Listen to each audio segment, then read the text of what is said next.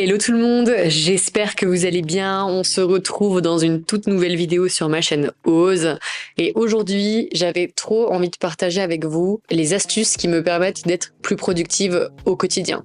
Ça va faire bientôt 10 ans que je suis à mon compte et aujourd'hui, j'avais envie de partager avec vous 11 astuces qui m'ont personnellement permis d'être beaucoup plus productive. Je vous cache pas, et je pense que vous le savez, hein, dans la vie, on a tous des impératifs et des obligations, mais parfois, ça arrive qu'on ait un peu la flemme, qu'on soit fatigué ou qu'on préfère scroller sur notre téléphone. Et bien évidemment, quand on est à son compte ou même simplement quand on a envie de s'améliorer, quand on a envie d'atteindre un objectif, c'est important d'être productif pour pouvoir accomplir les actions qui vont nous permettre de réaliser notre travail, d'atteindre notre objectif ou même, peu importe.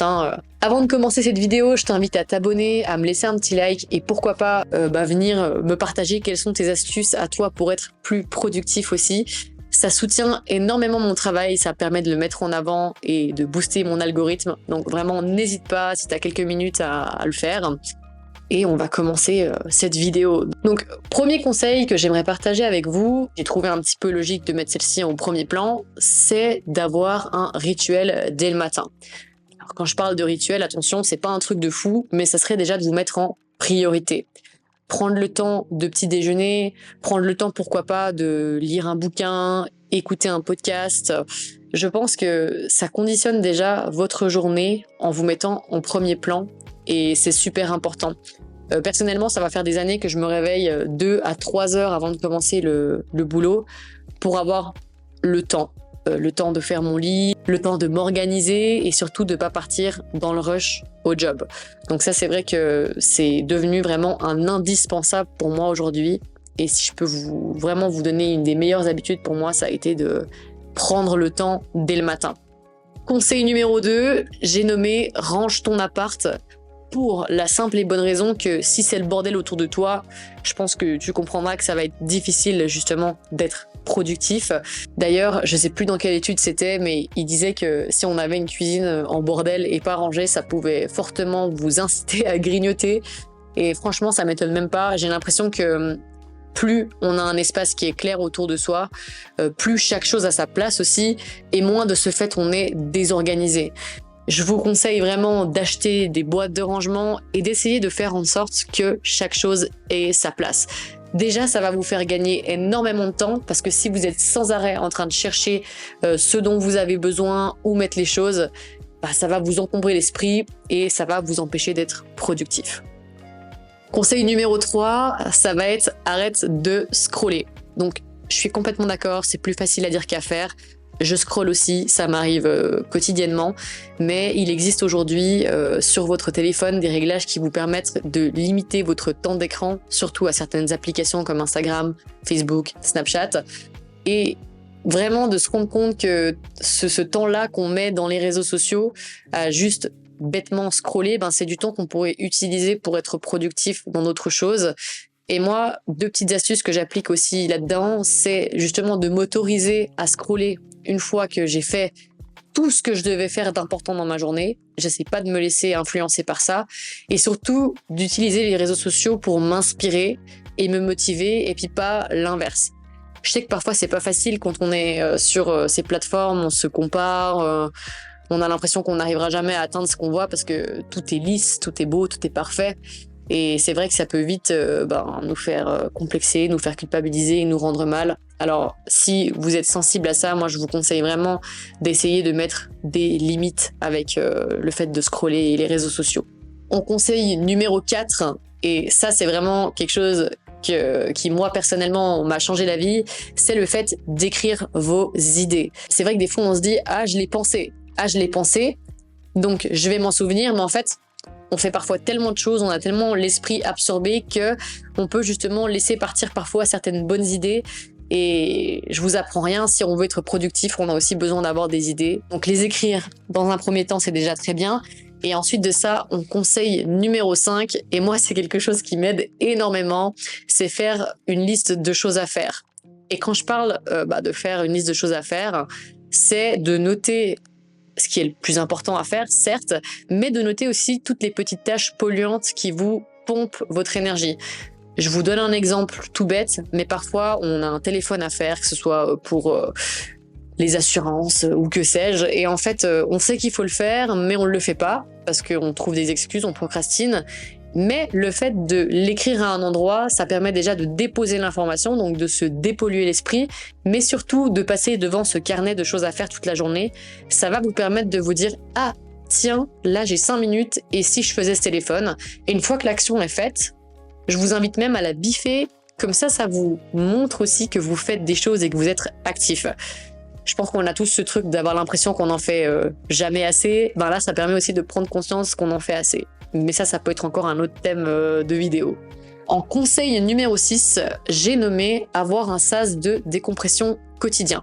C'est un petit peu un système de récompense et si vous travaillez en télétravail depuis votre domicile, ça peut fortement vous intéresser. C'est plusieurs fois dans la journée de vous accorder 10-20 minutes où vous décrochez complètement et où vous faites quelque chose qui vous fait plaisir. Je vais vous donner des exemples concrets. Alors ça peut être un petit instant beauté où on va se faire, je sais pas, les ongles, un masque, se laver les cheveux, un soin pour les cheveux même. Ou ça peut être juste un petit moment où on va sortir se balader pour ensuite pouvoir se reconcentrer. J'ai remarqué, moi, il y a des journées où parfois je passe 5, 6, 7, 8 heures assise, ultra concentrée dans mon travail. Et en fait, au bout d'un moment, je pète un plomb et je me rends compte que je ne suis plus du tout productive et que ça me fait du bien d'avoir plusieurs fois dans la journée ces petits sas de décompression. C'est comme des petites surprises au quotidien et ça me fait personnellement vraiment du bien et ça me permet de redémarrer après sur un bon pied. Conseil numéro 7. Alors ça, c'est vraiment le conseil le plus basique que je pourrais vous donner, mais c'est faire du sport, faire une activité physique, être en mouvement, faire vos 10 000 pas par jour. Le mouvement, c'est la vie. C'est une phrase que vous m'avez déjà entendu dire 100 fois peut-être, mais pour moi, on est productif quand on est dans l'action. Et c'est vrai que ça fait du bien de s'autoriser à bouger et à faire du sport. Et comme je vous l'ai dit, si on a tous le temps de scroller 2, 3, 4 heures sur notre téléphone, je pense que c'est une question de priorité. On peut trouver le temps de bouger. Il y a énormément de choses qu'on peut faire aussi depuis chez soi. Si on n'a pas le temps de sortir, on peut s'acheter un vélo d'appartement, un walking pad, faire des pas à l'intérieur, même si concrètement parlant, il n'y a rien de mieux que d'aller quand même marcher à l'extérieur, juste pour prendre l'air en fait simplement.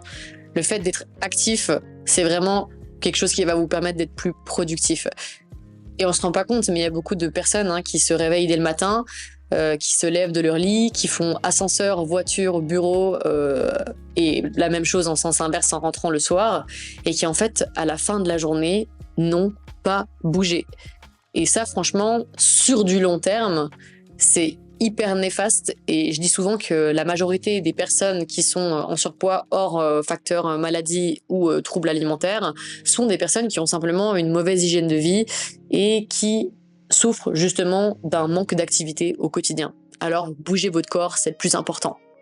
En conseil numéro 8, et ça c'est quelque chose qui m'a vraiment changé la vie, alors ça demande de s'affirmer et de poser ses limites, mais c'est ne pas prendre d'engagement qu'on ne peut pas tenir. Je sais que parfois on aimerait être partout, mais quand on veut être partout, on est nulle part à la fois, et c'est important de vraiment définir vos priorités et de ne pas vous engager dans des choses que vous ne pouvez pas tenir simplement. En conseil numéro 9, et ça c'est de nouveau un conseil qui va vraiment s'adresser aux personnes qui travaillent énormément, que ce soit à leur compte ou pour un patron ou peu importe, que ce soit dans un projet, c'est de couper en tout cas 1 ou 2 jours par semaine, même si c'est pas 2 jours consécutifs, c'est vraiment hyper important. Depuis 2 ans maintenant, je m'efforce tous les dimanches de ne pas répondre à mes messages clients pour la simple et bonne raison que je me dis que c'est fermé et que j'ai le droit d'avoir ce temps-là pour moi et que ça me permet d'être mieux, d'être réénergisée pour reprendre le lundi matin, parce que c'est vrai que sinon on se rend pas compte mais on finit par travailler 24/24 et sur du long terme, au bout d'un moment, ça peut vraiment avoir un impact sur votre productivité. En conseil numéro 10, vous l'avez très certainement déjà entendu également, mais c'est bien dormir. Et pour bien dormir, la meilleure des choses à faire, c'est d'aller se coucher à heure régulière.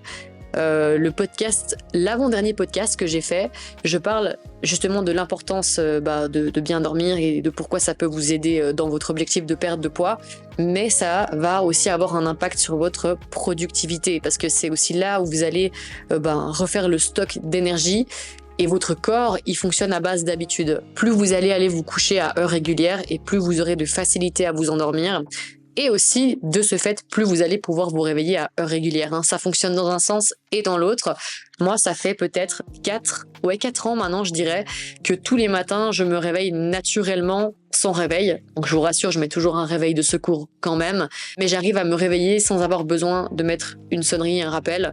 Et c'est vrai que c'est très agréable, moi je le trouve en tout cas, quand le corps se réveille de lui-même. Et je vous assure que ça fonctionne. Et je remarque aujourd'hui, d'ailleurs, dites-moi en commentaire si pour vous aussi c'est le cas, mais moi j'arrive plus à faire de grasses matinées. Pour moi, les plus grosses grasses matinées, c'est 7h30, 8h. Mais au-delà de ça, mon corps, il se réveille automatiquement de lui-même. Mon dernier conseil, ça serait de mettre des alarmes sur votre téléphone pour définir des planches horaires. Parfois, quand on est vraiment concentré à fond dans son travail, on voit pas le temps passer et on va oublier de faire des choses, on va les remettre à plus tard parce que on n'aura pas eu le temps. Et le fait de définir des plages horaires où par exemple de 7h à 8h, vous allez faire votre compta, de 8h à 9h, ça va être votre sport. De 9h à midi, vous allez travailler sur un autre projet. Ça va vraiment vous permettre de cadrer vos journées et de pouvoir faire un maximum de choses et surtout de bien les faire parce que vous aurez conscience du nombre de temps que vous avez à votre disposition pour accomplir la tâche. Et je pense que c'est important de ne pas se mettre de stress et de se dire que si on a besoin de 2 heures pour le faire, il faut accepter de se mettre 2 heures et puis pas 1 heure au risque de bâcler justement son travail principal. Donc voilà les amis, j'espère que cette vidéo conseil aura pu vous aider. Je me doute bien qu'il y a peut-être déjà des choses que vous appliquez ou que vous connaissiez déjà, mais moi personnellement, c'est des choses que j'applique dans mon quotidien. Comme je vous l'ai dit, ça va bientôt faire 10 ans que je suis à mon compte et franchement, ça m'aide énormément. Je vous cache pas qu'au début, c'était très difficile pour moi de trouver un rythme, de me cadrer, d'arriver à me mettre des impératifs. Mais aujourd'hui, je suis super contente parce que tous ces petits tips, tous ces conseils, ils me permettent vraiment de gagner en productivité au quotidien. Et je me suis dit, pourquoi pas partager tout ça avec vous dans un podcast. Donc voilà, n'hésitez pas, comme je vous l'ai dit en début de vidéo, à me mettre un petit like, à me partager vos astuces, ça m'intéresse aussi énormément, à vous abonner. Et on se dit à la prochaine dans un prochain podcast pour un prochain sujet et une prochaine vidéo.